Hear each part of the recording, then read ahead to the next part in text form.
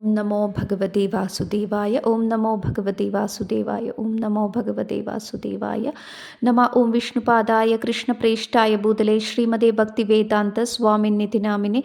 Namaste Saraswate Deve Gauravani Pracharine Nirvishesha Shunyavadi Paschatya Deshatarine Vancha Kalpatarupyascha Kripa Sindhubhya Eva Patitanam Pavanebhyo Vishnavebhyo Namo Namaha. Jai Shri Krishna Chaitanya Prabhu Nityananda Shri Advaita Gadadhar Shivasadi Gaur Bhakta Vrinda. Hare Krishna Krishna Krishna Hare Hare Hare Rama Rama Hare Hare. All glories to Guru and Gauranga, all glories to Srila Prabhupada. Nithyananda charitamrita Adhikhanda chapter 2. So Lord Nithyananda Prabhu is traveling to all the holy places. So Lord Nithyananda Prabhu, he enjoyed his pastimes at the house of Hadai Pandit for some time, and later he decided to leave home. But from fear of separation of his father and mother, he was unable to do so. So, even if his mother Padmavati did not see him for a moment, she felt this as more than a yuga. So, his father also felt the same. And fearful of his leaving, Hadai Pandit never goes anywhere. And whether he goes to the field or to the temple or to the market or anywhere else, he will start repeatedly looking back at Lord Nityananda so that Nityananda Prabhu may not leave home. So, he was just the life and soul of his father. And Lord Nityananda, Nityananda Prabhu is actually the super soul of everyone. So he knows this. He was trying to give pleasure to his parents. So by providence, one day a sannyasi came to Hadai Pandit's house. So knowing the etiquette of receiving the guest, he welcomed the sannyasi and fed him happily. So at that, the whole day, they were discussing, Lord Nityananda Prabhu and his father were discussing the topics of Krishna Katha with that sannyasi. In the early morning, the sannyasi was about to leave. So he then spoke to Hadai Pandit that I have one request from you. So Hadai Pandit just asked him, what is that? Please tell me what you desire. So the sannyasi suddenly told him, I'm going to travel to many holy places, but I don't have a companion. So why don't you give your eldest son? So I will take care of him more than my own life, and at the same time, he can also travel all the holy places. So hearing these words from the sannyasi, this father felt great, intense distress. So, Hadai Pandit, his father, Nityananda Prabhu's father, thought, oh, this sannyasi has begged for my life. At the same time, if I refuse, I'll be ruined. So, it is well known that in the past, many pious men become glorious by just offering their life to satisfy the sannyasis. Same way, when Lord Ramchandra was the life of King Dashrath, but when the sage Vishwamitra asked Dashrath to give his son, the Puranas say that although Dashrath Maharaj was unable to live without Lord Ramchandra, still he offered him to the sage. So Hadai Pandit was thinking, oh, now the same thing has happened to me. Oh, Krishna, please protect me from this dilemma. And he thought, now Lakshman has appeared in my family as Nityananda, and what should I do? He was just in a confused state. So he went to his wife and explained the situation. So his chaste wife, Padmavati Devi, the mother of the universe, said, oh my lord, do what you think is best. That is my opinion. So Hadai Pandit then came before the sannyasi with his head bent down, and he offered him his son. So taking Nityananda Prabhu with him, the sannyasi departed. In this way, Nityananda Prabhu left home. And as soon as Lord Nityananda Prabhu left home, Hadai Pandit fell senseless to the ground. So, who can describe the lamentation and crying of Hadai Pandit? Even wood and stone will melt hearing such lamentation. And Hadai Pandit, due to devotional mellows, people began to say that he had become a madman, and he didn't even eat any grain for 3 months, and he survived just by the mercy of Krishna. So it's natural that due to attachment, both Lord and the servants will be unable to leave each other. In the same way, when Lord Krishna and Lord Balram was taken by Akrura, the same intense separation was felt by the residents of Vrindavan. So this is the inconceivable nature of the Lord and the Vaishnavas. When Lord Kapila, he became indifferent and he left his mother Devahuti. Sukadev Goswami left his father, who's none other than Vyasadev, without even looking back. And Sri Gauranga Mahaprabhu, Krishna himself, who's the crest jewel of all the sannyasis, was so detached that he left home, leaving his mother Sachi Devi. So from the spiritual point of view, such living is never the actual living. So intelligent people will understand this. So all these pastimes are meant to deliver the fallen souls. So hearing such pastimes, even a stone can melt. So when Lord Ramchandra lost Sita Devi, he was in great distress and lamentation. And when Lord Ramchandra lost his father, he was just crying. When Sita Devi was kidnapped, the Lord was crying in the forest, searching for Sita Devi. He was asking to every trees and plants, "Did you see Sita Devi? Did you see Sita Devi?" So we will just get confused, because in Bhagavad Gita, the Lord is saying, we are not this body, we are the soul. Then we will ask why the Lord is in such great distress, because he's crying for his devotees. The Lord is Bhakta Valsala. And even for Jadayu, he personally performed all the funeral rites of Jadayu. And at that till the last moment at that moment till that moment, Lord Ramchandra never declared that he is the supreme Lord. But when Jadayu was lying on his lap, at the last moment, Lord Ramchandra, he was just behaving like a normal human being, but that at that last moment he said to Jadayu that, "Now I will send you to Vaikunta." So at that moment, Lord declared that he is the Supreme Lord himself. So it's due to the attachment between the Lord and his servants. So Lord Nityananda Prabhu also left home, wandering so many places. He went to Madura, his former birthplace, and he spotted in the waters. And then he went with great curiosity to see the Govardhan hill. Then he traveled to every 12 forest in Vrindavan, beginning with Vrindavan. And when he saw the house and courtyard of Nanda Maharaj at Gokul, he sat down and cried profusely. And offering his obeisances to Madan Gopal, he left for Hastinapur, the abode of Pandavas. And seeing the Pandavas' home, Lord Nityananda Prabhu started crying again. And the local people did not understand, because due to the lack of devotion. So they were unable to understand the Lord's sentiments. So, remembering Lord Balram's glorious activities in Hastinapur, Lord Nityananda cried out, "O Haladara, please save me." Then he offered the obeisances. So, Lord Nityananda Prabhu is actually Lord Balram, who is none other than Haladara. So, Lord Nityananda Prabhu then went to Dwaraka. Um, then he visited many other places. He visited Ayodhya, where he cried on seeing the birthplace of Lord Ram.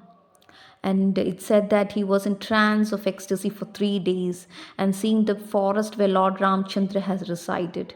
And Lord Nityananda Prabhu rolled down on the ground in separation, and the Lord went to rivers and he took bath. He went to the ashram of Pulastya Rishi.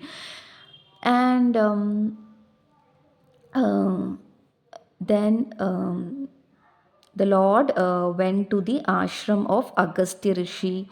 The residents were all jubilant to see the Lord. The Lord Nityananda stayed as a guest in their ashram, and they departed in deep ecstasy for Badrikashram.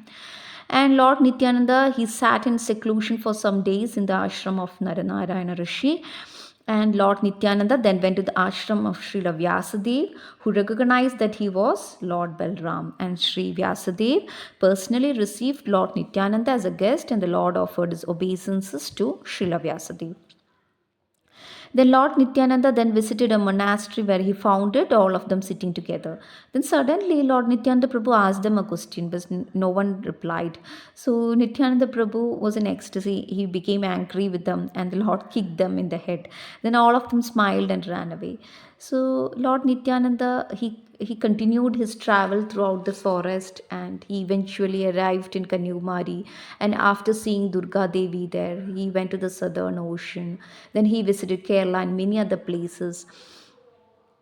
And in such a way, the Lord Nityananda, without any fear, the fearless, ecstatic Lord Nityananda Prabhu, he traveled in this way without any fear of anyone. And he had no control of his body due to the ecstatic love for Krishna. Sometimes he cried, sometimes he laughed. Who could understand such ecstatic moods of Nityananda Prabhu? So Vrindavan Das Thakur said, accepting Sri Gauranga Mahaprabhu and Nityananda Prabhu as my life and soul, Vrindavan Das sing the glories at their lotus feet. All glories to Guru and Gauranga, all glories to Srila Prabhupada. Hare Krishna. Nithyananda Charitamrita, Chapter 3, Adya Khanda, and Lord Nithyananda Prabhu is meeting with Sripad Madhavendra Puri.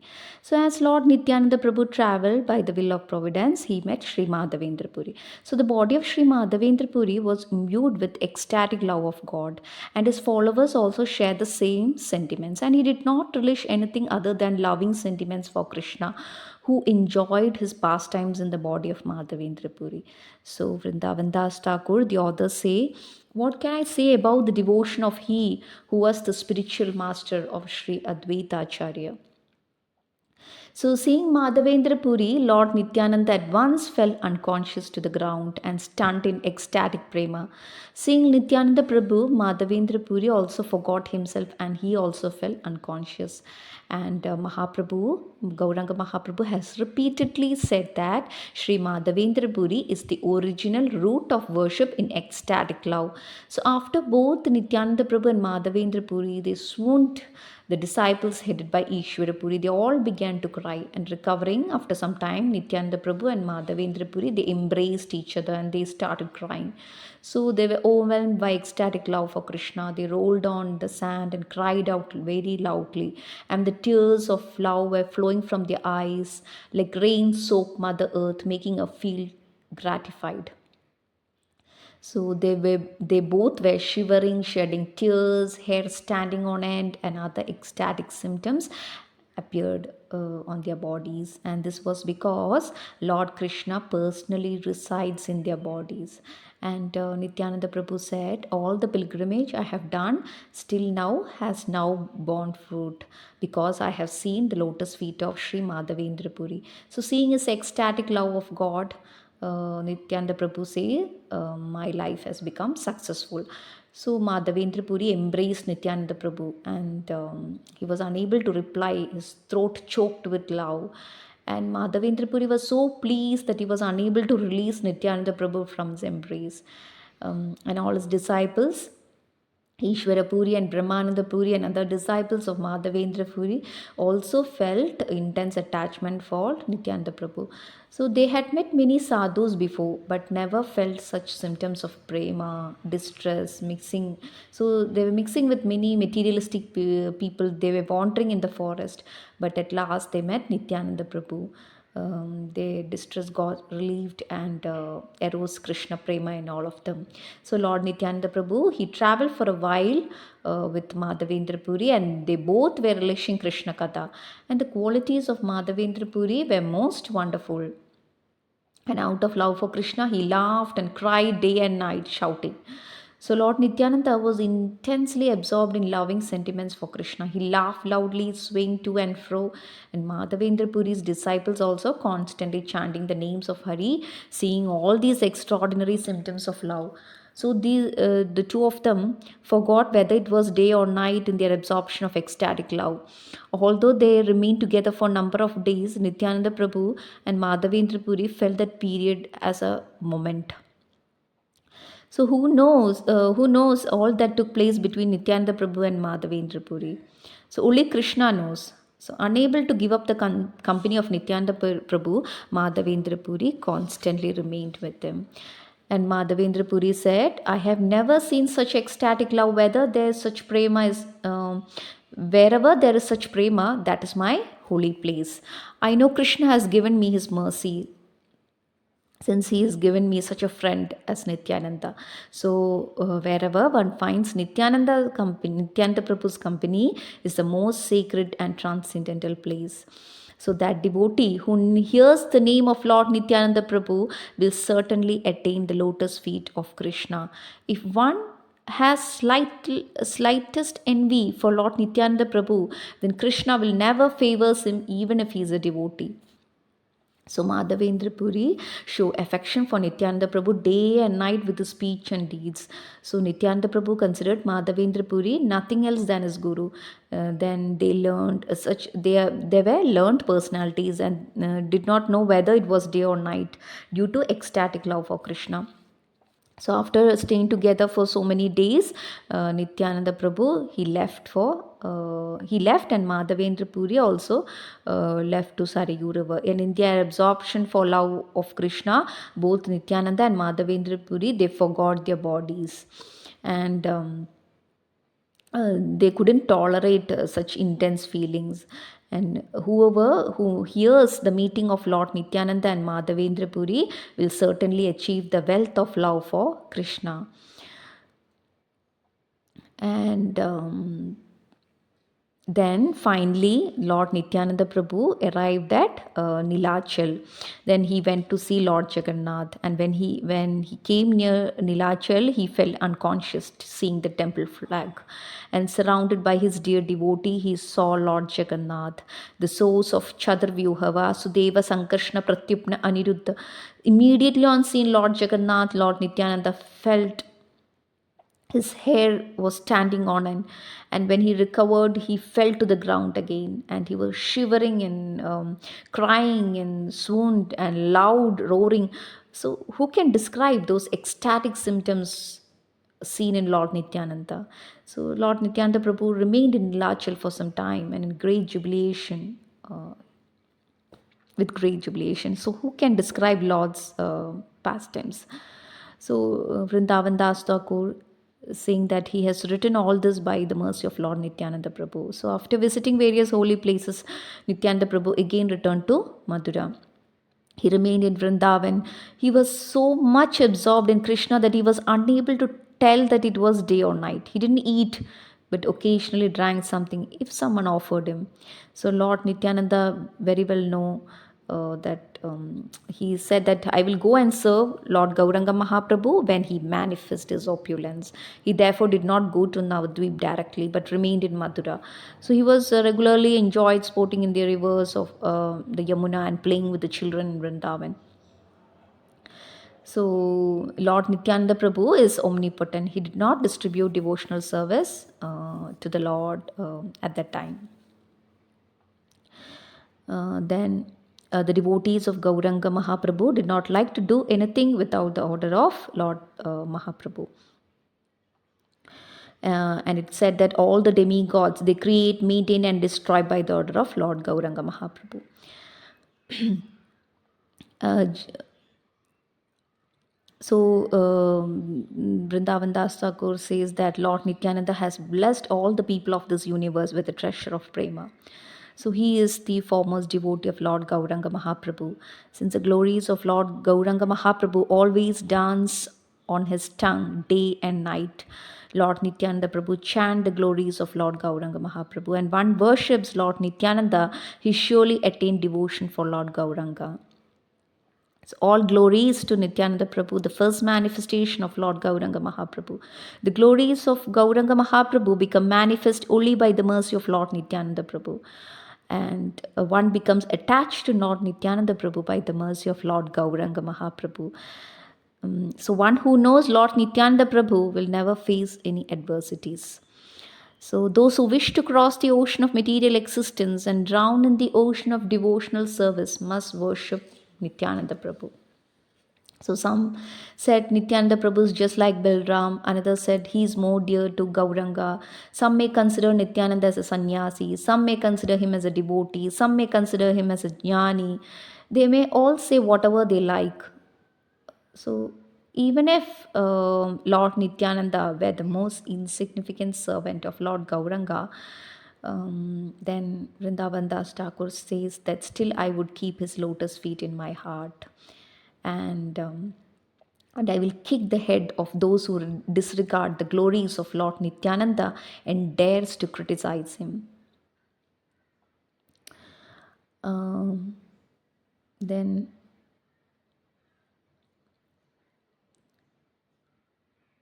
Then he says, I desire to study Srimad Bhagavatam under Sri Nithyananda Swarup, birth after birth, all glories to the Supreme Lord Sri Gauranga. You have given me and then taken from me the association of Lord Nithyananda. So still I beg for your mercy so that my mind always remain absorbed on the lotus feet of both of you. So Nityananda Prabhu is your greatest devotee. No one can attain him without your sanction. So Lord Nityananda Prabhu wandered in the forest of Vrindavan till Lord Gauranga Mahaprabhu displayed his opulences. So whoever hears these descriptions of Lord Nityananda Prabhu visiting to the holy places will certainly attain the treasure of divine prema. So accepting Sri Gauranga Mahaprabhu and Sri Nityananda Prabhu as my life and soul, Vrindavan Das Thakur sing the glories of their lotus feet. End of Adikant. All glories to Guru and Gauranga. All glories to Nityananda Prabhu. All glories to Nityananda Prabhu. All glories to Srila Prabhupada. Hare Krishna.